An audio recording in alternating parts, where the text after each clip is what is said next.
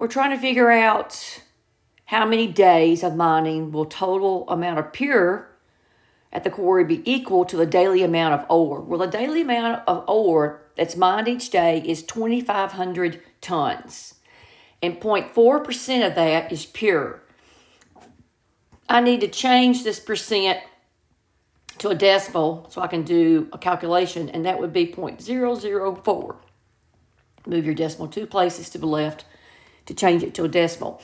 And then 2,500 times 0.004, that's 0, 0, 20, 10. Move it 3 places to the left.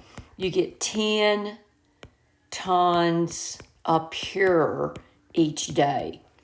So how many days will it take? How many days to get 2,500 tons of pure? Okay, you get 10 tons every day. How many days to get 2,500 tons of pure? Well, that would be 10 times 250 days. And that gives you the 2,500, which is what you're trying to find. So the answer is 250 days.